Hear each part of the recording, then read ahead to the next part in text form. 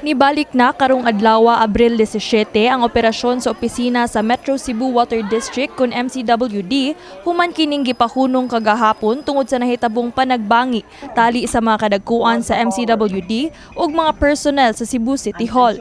Gani dunay litrato nga nitumaw karon sa usa ka inabrihan nga steel drawer sulod sa opisina sa General Manager sa MCWD. Depensa sa Cebu City Administrator Attorney Colin Rosel nga legal ang ilang gibuhat nga pagsulod sa opisina sa MCWD alas 10 sa gabii sa Abril 15 ug gani ilang gipahimug-atan nga wala sila gilungkab nga mga drawer o gidalang mga papeles gikan sa opisina.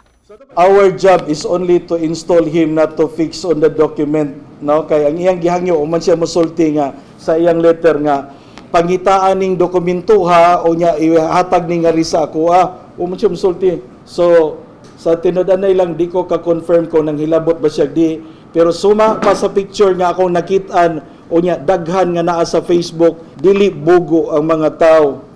Wala man gani mark kung gilungkab ba napayawi. Nagkanayon ang mga opisyales sa Cebu City Hall nga usa lamang ka safety measure ang nahitabong road closure ug pagbutang og barikada palibot sa opisina sa MCWD kagahapong adlaw. Dugang pa nila nga walay baruganan ang kasamtangan nga suspendidong Board of Directors sa MCWD. Musulti nga naanay desisyon ang luwa ditso miglakaw. Muuyon mi ni ana dili ang mayor mo'y maka-remove namo kundi ang luwa. Nana ang luwa, gisuspend pa lang ka, wag pa kag-remove. Dili ang luwa. Dito nasaglain. Tapos napay daghan nga mag-apil-apil nga way kalibutan. Apan managlahi ang reaksyon sa kadagkuan sa city government mahitungod sa pagkanaog sa posisyon sa acting general manager nga si Attorney John D.X. Lapid. Ningon pag siya, Attorney, pwede ba siguro ninyo nga di na makasuod si Joey Dalos et al?